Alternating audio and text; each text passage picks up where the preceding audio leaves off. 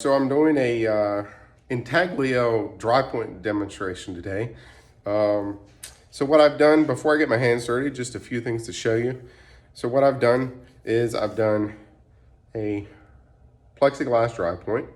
So I have an existing drawing that I did of Merle from The Walking Dead. One of my licensed cards I did for Topps for AMC. So if you look here, so that's the original, well, that's a scan of the original drawing.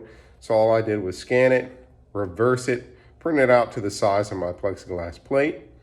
All right, so that's Merle, zombie Merle. So I flipped it also so that it's gonna print the actual orientation that I drew it. So then what we got going for us now is a little scratchified Merle. All right, so he's real pretty, he's all scratched up. All right, and you lay this on a dark background, you can see basically what it's going to look like in inverse. All right, so the white marks will be black. So basically, an intaglio print is the exact opposite of a relief print. So in a relief, you're putting ink on the raised surfaces and rolling that on there and then printing that. In an intaglio image or an intaglio print, you're putting ink into the cracks and pulling that out. All right, so what analogy I often use, it's like a shoe, like a tennis shoe. So if you walk through a puddle of paint and then step on a piece of paper, that's a relief print, all right? But if you walk through a puddle of paint, wipe the bottom of your shoe, and then step onto a piece of paper that has maybe a soft support under it so that it pushes up into the cracks, that's an intaglio print. So there are lots of different ways to make intaglio prints. The dry point is the simplest. I love doing dry points. You just take a piece of plexiglass, or you can use metal if you want, and then you just scratch the image into the plate. You don't have to worry about the rough edges because those are part of the image. Those are going to make a nice soft line. The burrs that you scratch, the material that you displace when you scratch are called burrs. Those little burrs, those little rough edges hold ink and cause the image to be softer in appearance, as opposed to an engraving where you would go back and remove those burrs. So it's just a dry point. Just wanted to show you a few things before I got started. What I've also done is, it's kind of hard to see, but with a pencil, I've just made a printing matrix. So I outlined the plexiglass plate, and then I measured out so that I knew exactly where to put my paper when I print it, all right? So I just wanted to talk about that little bit of stuff before I move on to the messy stuff and get my hands dirty. All right, thanks.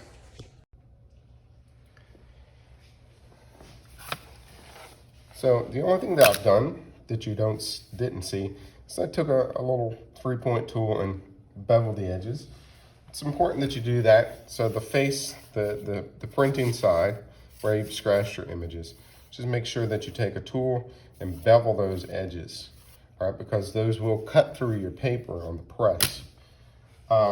So my process for printing, I've done this a while. I've looked up all kinds of different ways to do it. This is my own preference.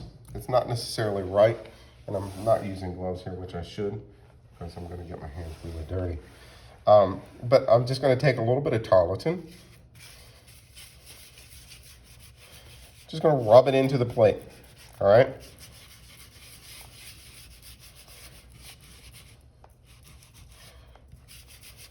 A couple of things that I always keep handy with me for printmaking is I always keep some old phone books. Cheesecloth and tarlatan are really essential in this process. The tarlatan is a coarser fabric, so it takes more off, or it's good for the initial wipe. So I just keep my hand under the plate and I just wipe with the tarlatan once I've pushed the ink into the cracks. All right. And I've seen people use like little pieces of mat board to kind of squeegee that ink in. I've done that too, but I find this works just as well. I really should have wore some gloves, but I forgot to put those on. All right, so we got our plate properly dirtied. All right, and so what I'm gonna do now is gonna switch to maybe a little cleaner piece of tarlatan. It's got a little less ink.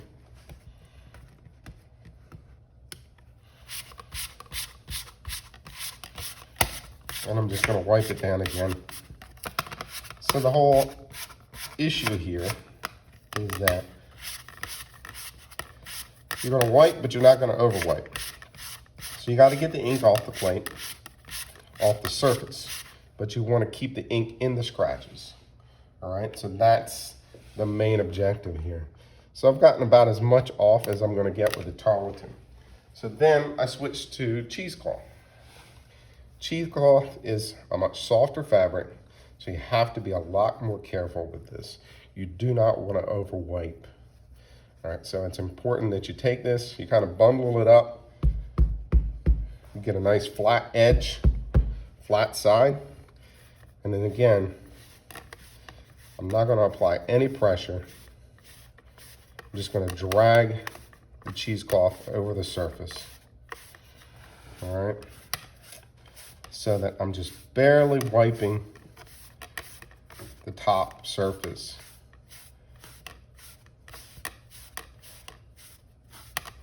All right, so he's pretty good. I'm gonna go get a page out of my my phone book. All right, my phone books are kind of a thing of the past. But if you got any old ones, hold on to them. They can be very handy. You can use them to clean up. All right, you can use the paper in the phone book to clean up like I'm doing here. Just to get a minimum of funk in my workplace. All right, and then I'm gonna take another page from my phone book. Actually, I'm going to take 2 pages.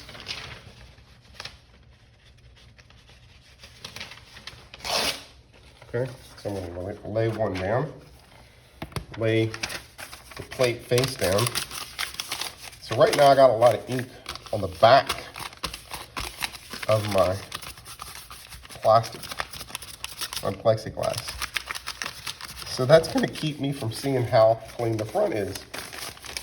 And so I'm just going to wipe the back.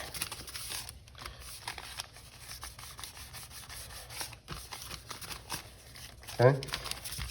Wipe.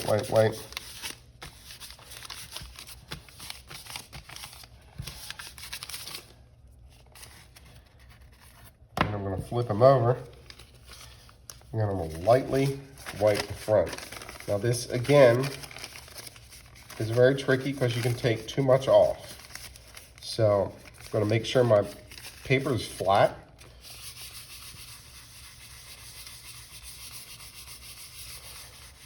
And I'm not pressing.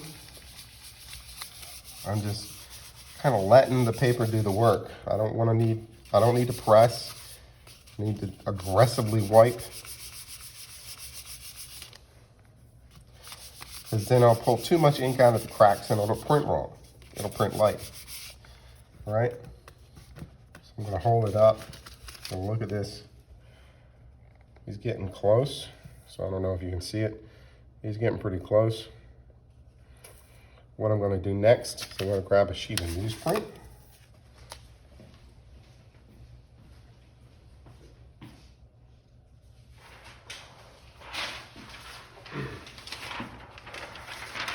I'm going to take this newsprint, fold it in half. I'm going to lay this on there so I can see how it looks.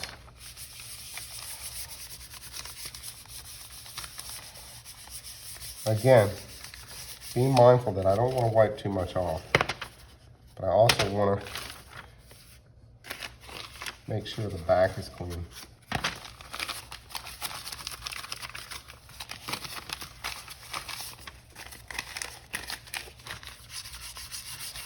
So this really gives you a good sense of what it's going to look like when you print it. Okay, so I'm just looking at this.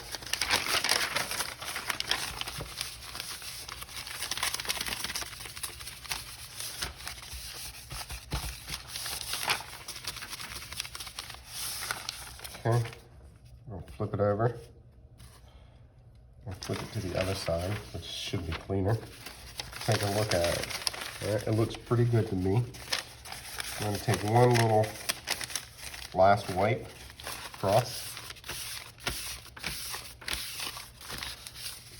Maybe in any open areas, you might want to intentionally kind of clean those areas a little better, because they'll just collect little funky smudges and things like that. So any of the little areas like that that are more open. All right, so he looks good to go. So I'm gonna wash my hands and get ready to print.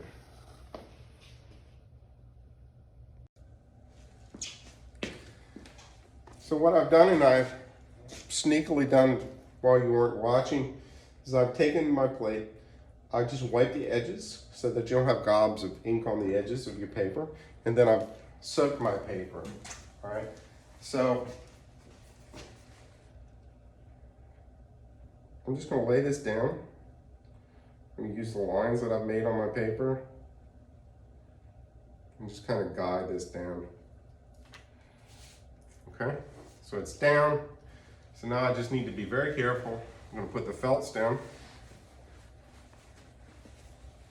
and try not to move my paper on my plate. All right, so my felts are down, so I have them in the right order. Again, sizing catcher, cushion, and pusher. All right, it's important that you have those in the right order. All right, and then I'm going to use my old clunky press. All right, we're going to feed it in. Hopefully I got the pressure right.